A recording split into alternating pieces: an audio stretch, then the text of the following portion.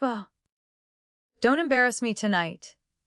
That's what Greg whispered as he adjusted his cufflinks, not even looking at me. His hand lingered too long on the small of my back. Just enough for the cameras. I smiled. That smile I'd perfected over 12 years of dinners, fundraisers, press events. A smile that meant I'm fine. We're fine. Even when we weren't. The ballroom doors opened. Lights spilled out like champagne. Too bright, too cold. Inside white linen, floral centerpieces, a stage with his name in gold. Outside my clutch, heavy with folded truth. In it printed emails, hundreds. 3 years of hotel confirmations, wire transfers, and late-night messages to L. His assistant. The one he called just someone who organizes my calendar. I wasn't supposed to know. But I knew, and tonight, I wasn't here to pretend. The scent of gardenia floated in the air. His favorite. Not mine. I took a breath. I had chosen the blue dress myself. Not the beige one Greg left on the bed with the note more elegant. Less loud. He thought I'd wear it anyway. Because I always did. Because I never made a scene. But something in me had shifted. It wasn't rage. It was the quiet clarity of knowing I wasn't invisible. For years, I'd been the plus, one with the polished smile. The woman who poured champagne but swallowed her own voice. The woman who dimmed her light so he could shine. Not tonight. I spotted him laughing near the stage. Hand on another donor's shoulder. Looking like the hero of the story he'd written for himself. He hadn't seen the final draft I brought with me. He hadn't read the closing paragraph. Yet. Would you stay quiet to protect the image? Or speak for your truth? Where are you listening from? Has anyone ever told you to smile and stay quiet? Greg wasn't always like this. Or maybe he was, and I was just too busy applauding to hear the warning signs. We met at a local education conference in Charlottesville back in 2011. He was already a known name. Board member, keynote speaker, polished in a navy blazer. I was running PR for a small nonprofit helping low-income students get access to tutoring. My blazer was borrowed, my heels pinched. But when I spoke, he listened. At least, I thought he did. He sent flowers 2 days later. White lilies. And a note. Strong voice. Even stronger heart. Let me take you to dinner. Our first date was at a rooftop place downtown. He ordered for me. I found it charming. He complimented my professional grace and said I had good optics for future events. I thought that meant he saw me. What he really saw was how I fit into his image. We married in spring 2013. An outdoor wedding beneath blooming dogwoods, small and tasteful, with donor guests outnumbering family 3-1. Greg's vows included the phrase, a partner in vision. Mine included, a partner in life. We moved into a restored colonial on Monument Avenue. It had a wide staircase, gleaming floors, and a perfect room for my office. Within a year, that room became Greg's second study. My desk moved to a nook in the kitchen. At first, I laughed about it. He worked late, I said. Needed space for his ideas. But it wasn't just his ideas that grew. It was his world. His foundation expanded. His face started showing up in university magazines. He asked me to revise his speeches but didn't credit me.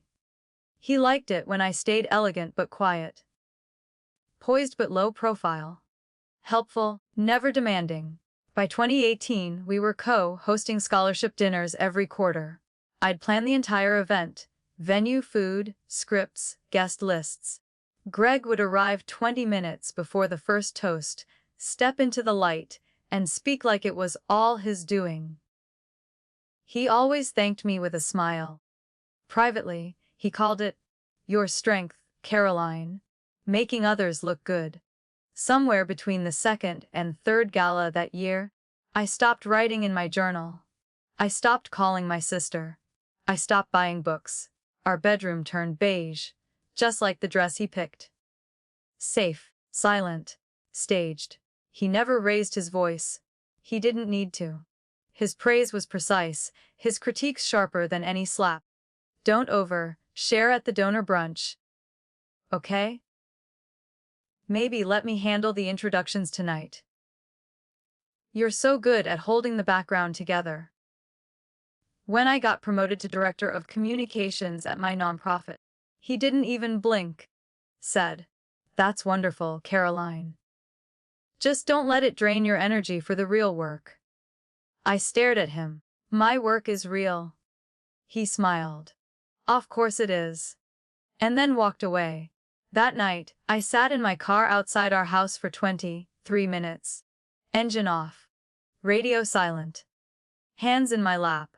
I don't know what I was waiting for, maybe permission to feel disappointed. I never gave it to myself. Instead, I went inside, reheated the leftover risotto he said was too soft, and replied to 3 of his emails from donors. One of them had mistakenly called me Carolyn. Greg didn't correct it. Neither did I. That fall, I cleared out my high school yearbooks from the hallway closet to make room for his new plaques. They'd arrived in glossy boxes, engraved in gold. One read, "For vision. For values. For leadership." I stared at it for a long time. Then I went back to folding his dress shirts for his next trip. It started with a misplaced receipt. That's how most truths arrive.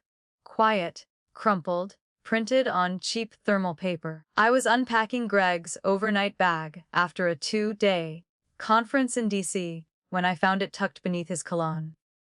Embassy Suites. 2 nights. Richmond. Not Washington. Not even close. I stared at the date. The same weekend he told me he was giving a keynote at George Mason. He'd even shown me a blurry photo of the audience. Now I wondered who had taken it. I didn't ask. Not then. Instead, I slid the receipt into a file labeled Donor Events Q4. A file only I accessed. The second clue came 2 weeks later. Greg asked me to touch up a press release from his assistant, Lauren. When I opened the Word doc, it was full of edits. Track changes showed late night feedback, 1:14 a.m., 2:05 a.m., personal comments embedded in a professional draft. Things like, "L. You always phrase this better than I do. Need your magic touch? Like always. Missed your laugh today." I stared at the screen until my vision blurred. Then I closed the file and returned it with a neutral note. I told myself it was inappropriate, but not definite. I told myself emotional affairs didn't count if no one admitted them out loud. But deep down, I already knew. The third sign was physical. Greg started smelling different. Not bad, just unfamiliar. A sharper scent, like hotel soap layered with something floral. Not my perfume. Not mine. One evening, I noticed a necklace in the side pocket of his gym duffel. A small gold pendant. Still in the box. He said it was a gift from a university board member for me. But there was no card.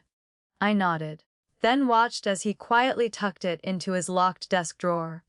I never saw it again. At home, things continued on script. He kissed my cheek before leaving. He texted polite reminders during the day. He asked if I wanted more peanut from the wine club. But something in the air had shifted. The space between us buzzed with polite avoidance. When I tried to initiate conversation, he redirected. "Let's talk after the gala, okay? I'm just swamped right now. I'm here, Caroline.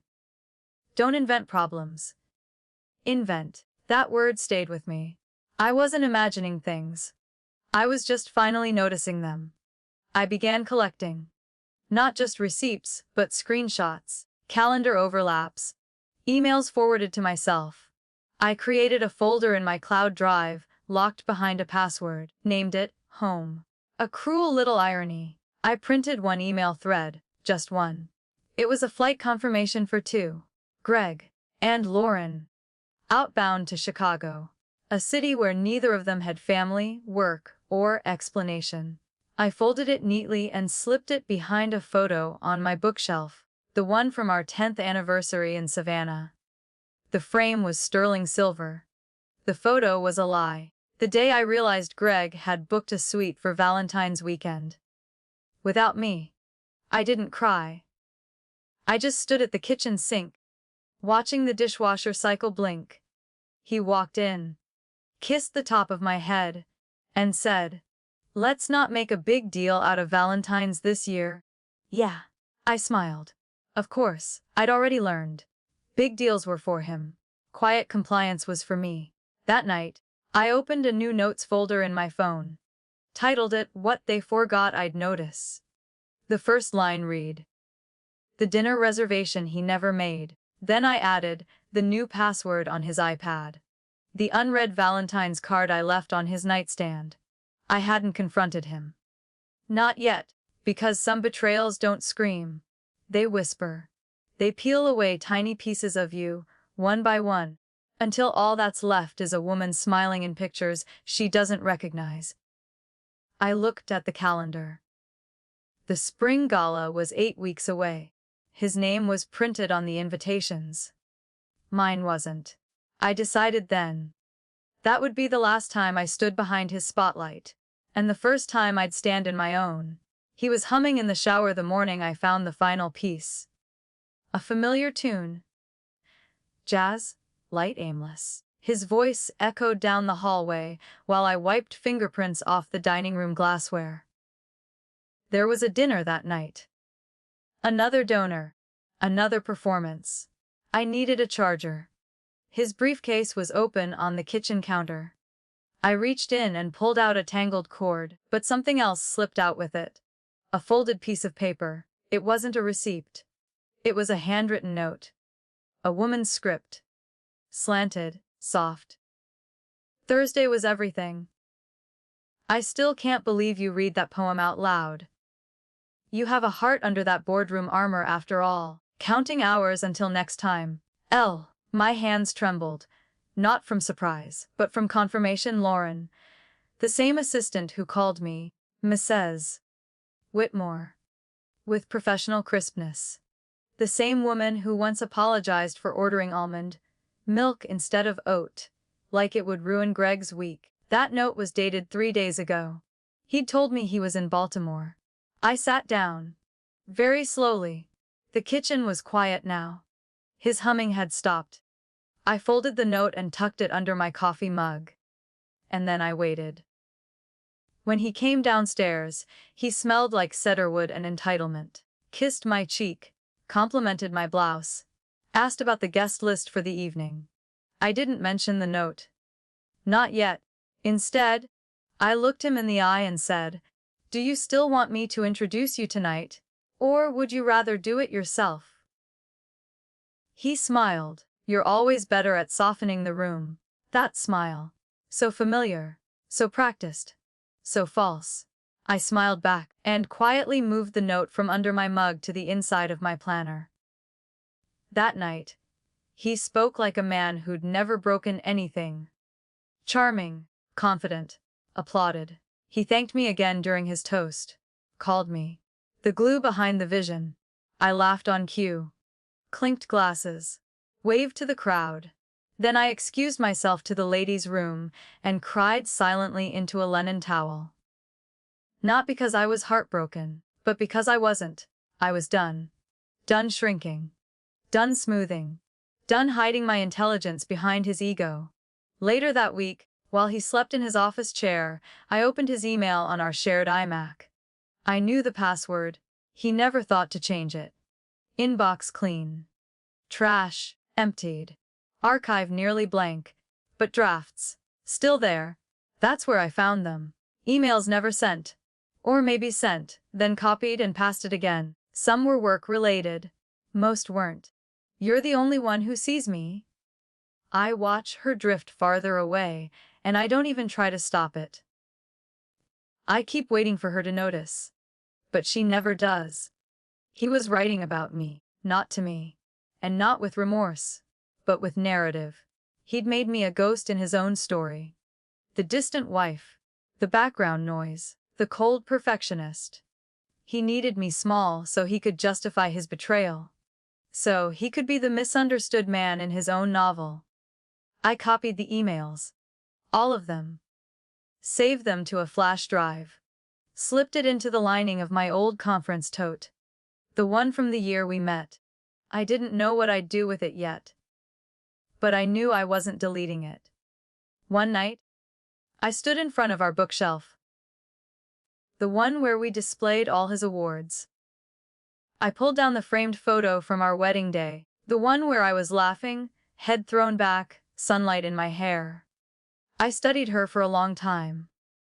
Then I asked her quietly, "Do you still believe this is what love should feel like?" She didn't answer, but I knew. She deserved better. And so did I. By early April, even the house felt dishonest. The scent of fresh, cut lilies greeted me at the doorway. They weren't my favorite. Never had been. Greg said they looked cleaner than sunflowers. Neater. More appropriate. In every room, a small arrangement. Living room, hallway, even the guest bath. A coordinated performance for the upcoming gala, I told myself. But it felt like someone else had walked through this house arranging my life. The hand soap was different, too. Lavender and chamomile. Lauren's signature scent. I'd smelled it before, on the collar of his coat, on his passenger seat. Even the towels seemed to turn on me, monogrammed, our initials embroidered in thread, a quiet reminder of unity that no longer existed. There was no "weh" anymore. Just decor. Just staging. He called the spring gala the capstone of our season. Like we were executives presenting a brand. Like I was a department, not a wife. I spent hours finalizing the program, vetting the guest list, confirming vendors. Every time I brought up a speaker, he redirected to the wine selection. Every time I asked about the schedule, he asked if I had steamed his tux yet. I started waking up before dawn, not because I had to. Because it was the only hour when I felt like myself. In the silence of morning, I'd sip weak coffee and stare at the garden through the kitchen window. The tulips were blooming without permission. No script, no stage, no spotlight. Just color, growing anyway. At work, we were planning a mentorship event for women returning to the workforce. One of the interns, Alyssa, watched me wrap up a call, then said, "You always seem so polished. Like nothing rattles you." I froze, then forced a smile. "You haven't seen me after 9 p.m. She laughed. I didn't. Later that day, I lingered in my office. The building emptied, the lights in the hallway dimmed. I stared at the screen. My calendar was full of meetings. My life was full of silence. Greg hadn't called. He rarely did. Unless there was a change in dinner plans. Or he needed help wording a thank you email. I pulled out my phone and scrolled to a number I hadn't dialed in months. Rachel. She used to be my friend, before I became my husband's echo. I pressed call. She picked up on the second ring. Caroline. Her voice cracked something open in me. I just needed to hear someone say my name. I whispered. There was a pause. Then, "Hi, I've missed you." I sat there, blinking back tears. "I think I disappeared," I said. "You did," she answered gently. "But I always hoped you'd find your way back." We talked for 2 hours. About nothing. About everything. About how I'd started saying, "Weh," even when talking about decisions Greg made alone. How I dressed for other people's approval and called it confidence. How I stopped writing, stopped reading, stopped laughing without checking who was watching. At one point, Rachel asked, "When's the last time you felt like the woman I met at that education panel in Roanoke?" I didn't answer. I couldn't, because I wasn't sure if that woman still existed. That night, Greg came home late. No explanation. No apology. He brought wine, placed it on the counter like a peace offering. Called me his constant. I nodded. Not because I agreed, but because I was too tired to argue with a ghost. He sat beside me, scrolling through the RSVP list on his phone. Then looked over and said, "Let's keep your remarks short this year. You tend to get emotional." "It's not a great look." He said it casually, like he was giving helpful feedback. Like my voice was an accessory, easily swapped, easily silenced. I didn't respond. Just stood up, walked into the kitchen, and began loading the dishwasher. That weekend, I cleaned out the hall closet. Boxed up photo albums we never opened. Found an old campaign flyer from Greg's board nomination. My quote was on the back. "Greg is the kind of leader who makes everyone around him better." I stared at the words. Wondered who I had written them for. I tucked the flyer into the bottom of a donation bag. Not worth keeping. Not even for memory. Later that night, I opened my laptop, typed, "Divorce lawyer Richmond VA." Then deleted it. Then typed it again. I didn't call anyone. But I started reading. Understanding. Preparing. Not for war. But for clarity. For the moment when truth becomes louder than fear. In our bedroom, I opened the drawer we used to share. Inside, old letters, the menu from our wedding, a dried rose. I picked it up. It crumbled in my palm like paper. No scent, no softness, just memory. I let it fall into the trash. Alyssa brought me coffee again on Monday. Vanilla oat milk. My favorite. "I don't know how you do it all," she said. "Sometimes I think you've got this secret strength." I looked at her. And for the first time in a long time, I believed I did. Not because I had it all together, but because I was finally done pretending. I wasn't ready to explode. Not yet. But I was no longer afraid of the fire. And that was new.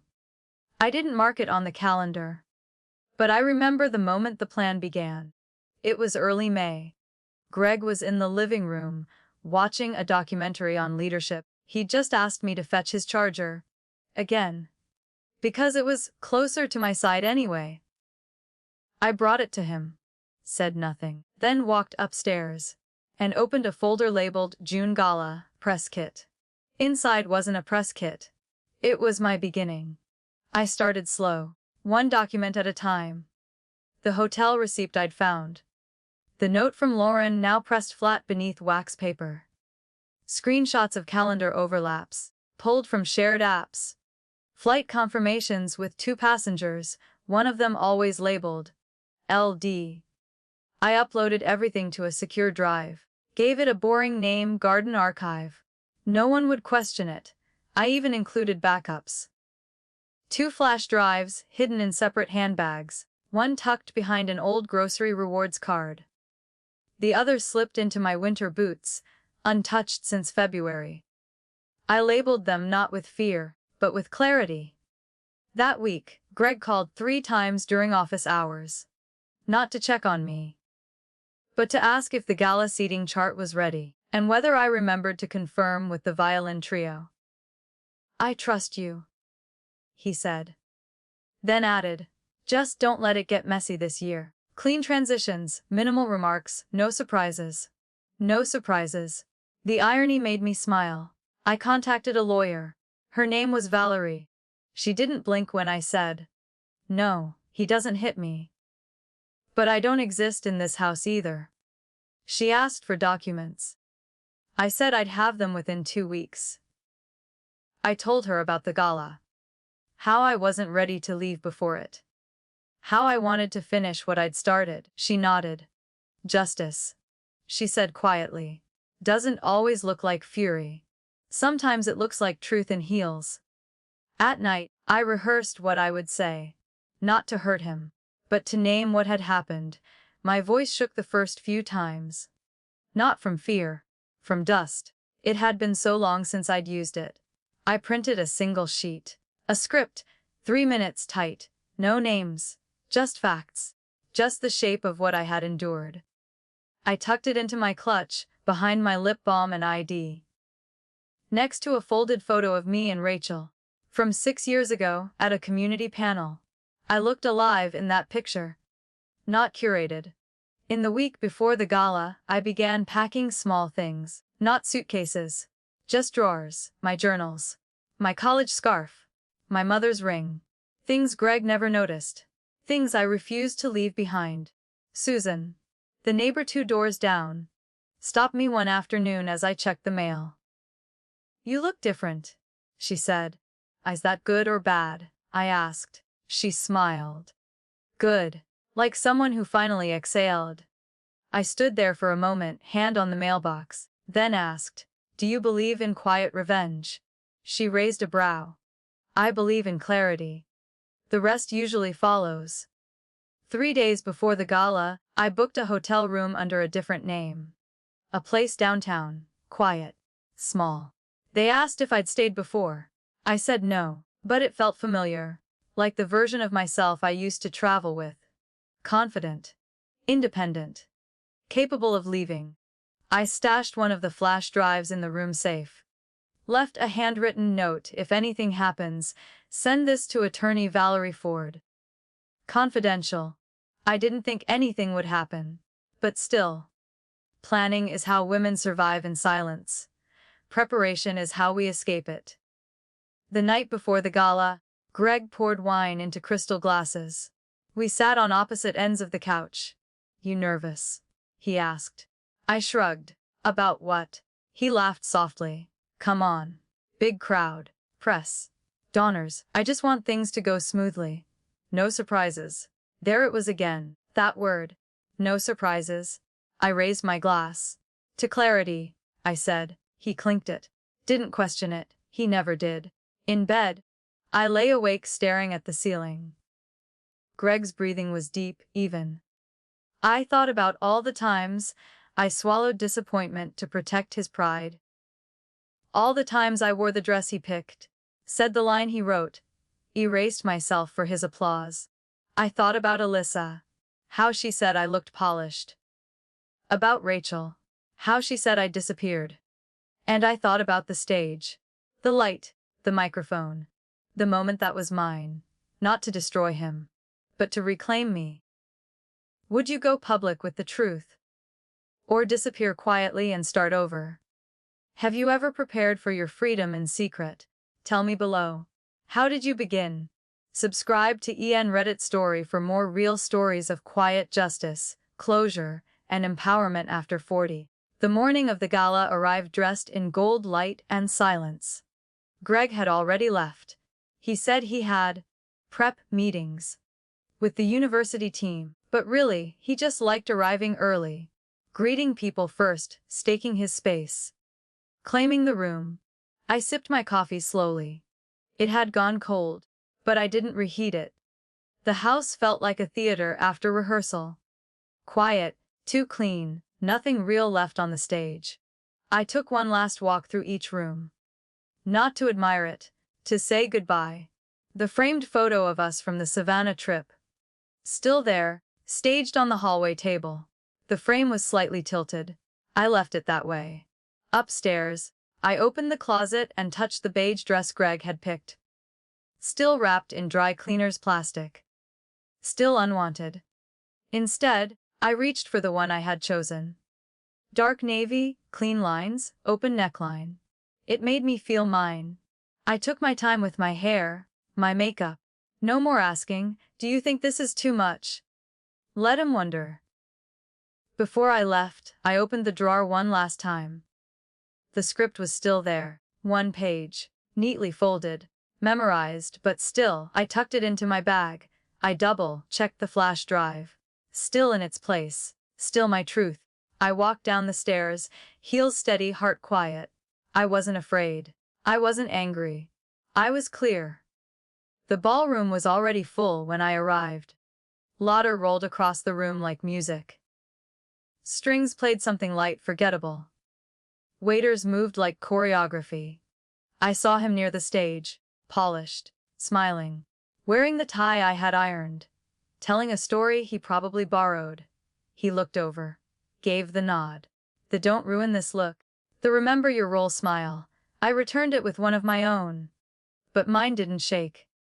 Guests approached. Compliments flowed. You look radiant tonight, Caroline. Greg's so lucky to have you. I nodded. Said thank you.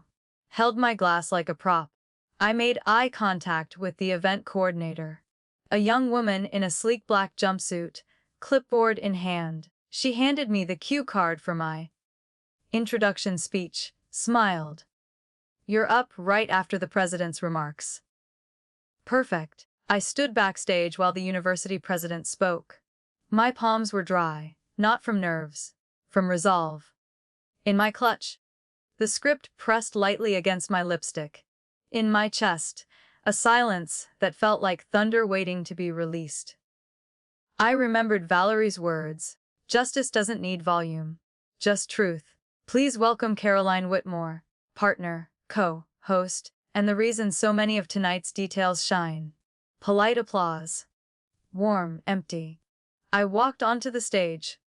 My heels clicked with purpose. The mic stood waiting. I looked out at the crowd. Donors, faculty, neighbors, familiar faces wearing unfamiliar assumptions.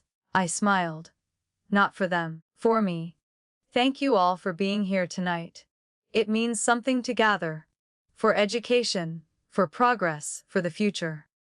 I glanced at Greg. He tilted his head, expecting my usual pivot. The soft pivot back to him. But I didn't turn. I was asked to keep this short. And I will, because some truths don't need time. They just need light. A shift in the air. A few whispers. Greg sat straighter. His smile thinned. Behind every polished event, there are invisible hands. Mine have carried more than floral plans and donor lists. They've carried silence. A pause. I've stood behind the spotlight for years, thinking it was love. But love doesn't dim you. It doesn't ask you to vanish for applause. Now heads were turning. Greg's hand gripped the side of his chair. I won't read the emails. I won't display the calendar entries or the hotel names.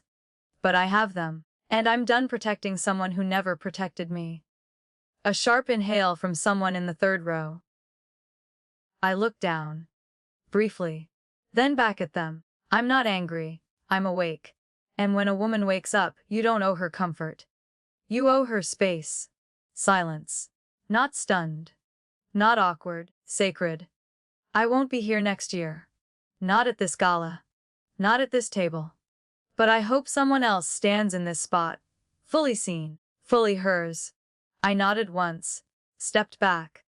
Left the mic. Applause didn't come right away. It wasn't that kind of moment. But someone stood, then another, and another. Not for drama, but for recognition. Backstage, I exhaled. Rachel was waiting in the wings. She didn't say anything. She didn't need to. She just took my hand. We walked out together. Out of the hotel. Into the night. I didn't look back. Not at the stage. Not at the stunned faces frozen behind champagne flutes. Not even at Greg, still seated, blinking like a man who finally realized the play wasn't about him. The hotel doors shut behind me with a quiet thud. It sounded like closure. Rachel was already outside, leaning against the car, arms crossed, eyes scanning the streetlights. She opened the passenger door without a word. I slid in, exhaled, and felt something inside me uncoil. Not rage, not relief, something quieter. Like a bone being set back in place after years of misalignment. We drove in silence. Richmond blurred past the window. Malls, gas stations, bus stops. Familiar things that suddenly felt distant, unimportant. In my lap sat my clutch. Still zipped. Still hiding the folded speech I hadn't needed. I'd written it dozens of times, rewritten it more. But when I stood at that microphone, I hadn't used a single word from the page. The words came from memory, from history, from marrow. I'd spoken without shaking, and the silence that followed, before the applause, wasn't awkward. It was sacred. Back at my hotel, the night manager greeted me with a gentle nod. He didn't ask how the gala went. Maybe he already knew. Or maybe I carried the answer in my posture. The room still smelled like eucalyptus and faint lemon, I kicked off my heels, took down my hair, sat at the edge of the bed, and stared at my reflection in the black screen of the TV. No tears. No victory grin, just a woman who had finally chosen herself. By morning, the emails had started. First from a donor. Curt, confused. Was that necessary? Then from a board member. Brief but telling. You had every right. Then from Lauren. Her message was short. I'm stepping away from the foundation. For good. You were right about everything. I'm sorry I stayed so long. I didn't reply. There was nothing left to say. Greg tried to call by mid-morning. 6 times. Each one followed by a text. When need to talk? That was unfair. You've made this too personal. Call me. Too personal. The man who corrected my dress color, rewrote my speeches, reshaped my presence for photo ops, now accused me of making it personal. I forwarded everything to Valerie. Then blocked his number. She called that afternoon, her voice calm and exact as ever. You've built a quiet, airtight case, she said. No contest divorce, reputational betrayal, financial opacity, emotional erosion. He has more to lose than you. I nodded, though she couldn't see me. She added, and if he does try to contest anything publicly, we have documentation. A pause. Closure with protection. That's the kind that lasts. The nonprofit's director called too. Her voice was careful, as if she wasn't sure which side of the river she stood on. She offered me space. Then offered me coffee. I took neither, but I appreciated the tone, respect without pity. That was new. That week, I moved into a short-term rental near the river. Small, full of light, a little drafty near the windows. But honest. No curated corners. No performance. The couch didn't match the rug. The kitchen faucet leaked a little. The bedroom walls were bare. It felt like mine. Rachel came over with Thai food on Wednesday night. We sat cross-legged on the floor, containers spread between us, drinking wine from mismatched mugs. I'm proud of you, she said. Not because of what you said, but because you finally stopped protecting the story.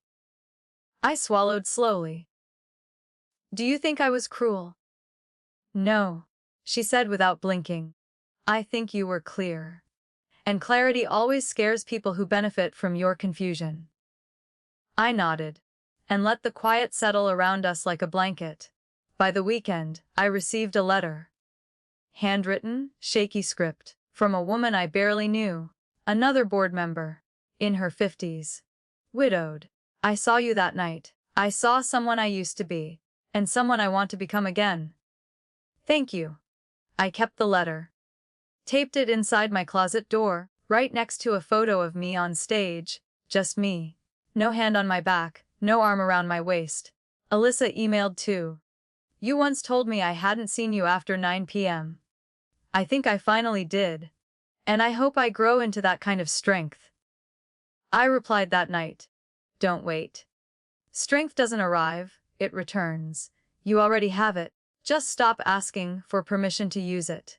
Greg's lawyer reached out the following Monday. They suggested mediation. Confidential. Low. Conflict. For the sake of everyone's dignity. Valerie smirked when I told her. I'll bring tea, she said. And the receipts. We'll be polite. And devastating. The settlement came faster than I expected. He didn't want a trial. He didn't want discovery. He didn't want the curated image peeled back. In the end, he gave up more than he expected. And I lost less than I feared. It wasn't revenge. It was balance. I bought one thing after the divorce was finalized. A ring. Silver. Simple. No diamonds. No inscription. Just a small open circle. A reminder that I didn't burn down my life. I simply walked out of the house that was never truly mine. And I didn't whisper this time. I closed the door gently and locked it.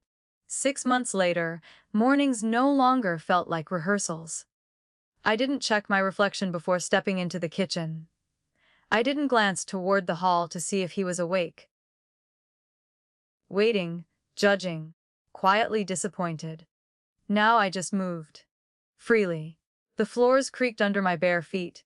The coffee machine sputtered, louder than it used to sound. Or maybe I had just gotten used to muting the world before. I brewed a French roast I liked. Bold, earthy, dark, poured it into the mug my sister gave me after the divorce. It said still standing. Not elegant. But true. I sat by the window and watched the morning light move across the floor. No schedule. No speeches. No second guessing. The new apartment was modest, but every corner had a fingerprint of my own choosing. The thrifted bookshelf with mismatched frames. The throw blanket that clashed with the couch and made me laugh every time I saw it. No one told me what didn't match, or asked why I'd hang a print of Georgia O'Keeffe over the stove. It was loud, it was mine, and it was honest. The first month was hardest. Not because of Greg, because of the silence. I wasn't used to it being just me. My footsteps. My choices. My name on the lease. I'd lie in bed at night and listen for nothing. And somehow that absence was louder than shouting. I had spent years tiptoeing around noise. Now I was face to face with quiet. And I didn't know how to hold it yet. There were moments that almost undid me. Like the first time I reached for the other side of the bed out of habit. The time I opened the spice cabinet and found a jar of cumin he insisted we keep, though I never used it. The way I still flinched when someone knocked unexpectedly. Healing isn't a straight line. It's a messy graph. Highs. Crashes. Pauses that feel permanent. Then, suddenly, movement again. A week after I moved in, I stood in front of the mirror in the hallway. Hair undone, no lipstick, wearing an old T-shirt that had survived 4 cities and 3 versions of me. And I said my full name out loud. Just once, to see how it sounded in a room no one else could interrupt. It filled the air like a bell. Clear, small, but present. I whispered it again. And that night, for the first time in years, I slept the whole way through. At the store, I no longer rushed through aisles to get back before he called. I took my time. Picked vegetables slowly. Bought real butter. Bought wine I actually liked. The cashier asked if I was cooking for someone special. I smiled. Yeah. Me. The adult education program became my anchor. The women there didn't ask about my past. They asked what I knew about building forward. And I answered, not as an expert, but as a woman who had rebuilt a life from a pile of overlooked details. I taught them how to write resumes, how to speak up in interviews, but more than anything, how to trust the sound of their own voice again. One afternoon, after a session, a woman named Sheila lingered behind. She held her folder close to her chest and asked, "How do you know when it's safe to be yourself again?" I didn't answer right away. Instead, I sat beside her. Let the silence stretch between us like fabric. Then I said, "It's not about safe. It's about worthy. And the moment you decide you're worthy, you stop waiting for safety." She cried. Not loudly. Not for long. Just enough to let go of something. I had lunch with Rachel at the diner on Main Street one Sunday. We sat in a booth under a crooked photo of the mayor from the 90s. Ordered pancakes, even though it was noon. She looked at me across the table and said, "I forgot how sharp you were." I blinked. Sharp. She nodded. Your humor. Your timing. The way you can dismantle someone with a sentence. I smiled. Not because I was proud of that, but because I remembered that version of me. And I missed her. Later that night, I sat on the couch and reread old emails I'd sent to myself during the marriage. Subject lines like, "Remember this," or "Don't forget what he said." Each one was a breadcrumb. A map back to myself. I deleted them. Not because I wanted to forget, but because I no longer needed them to validate what I already knew. Alyssa visited again. She brought a box of donuts and a card that simply said, "I'm watching you become the person I didn't know I was allowed to be." I taped that card to my fridge. Right above the butter, the night before my birthday, I bought myself a cake. Not fancy. Just chocolate, one candle. I sat alone, played music from the early 2000s, and danced in the living room wearing socks. I didn't wish for anything. I didn't close my eyes. I just let the flame burn until the wax melted all the way down. Then I blew it out. Not a wish. Just a breath. And the soft sound of choosing peace. I think legacy is misunderstood. It's not what people say about you after you're gone. It's what they feel safer doing, because you stood up first. It's not the name on a plaque. It's the way another woman starts whispering no and ends up screaming enough. For me, legacy is one woman at a time. Sitting across from me, looking like she's about to vanish, and then choosing not to. So, if you're reading this, if you've ever stood in a kitchen trying to keep your voice down, if you've ever watched yourself shrink in photos year after year, if you've ever been told, "You're too much," or "You're lucky he stayed," or "It's not that bad," know this: you are not too much. You were just in the wrong room. Have you ever rebuilt your life from the ground up? Not for applause, but for peace. Tell me, tell us, you're not alone. You never were. And your voice, even if it shakes, even if it's late, still matters, still belongs. Subscribe to EN Reddit Story for more true stories of quiet justice, healing, and legacy after 40.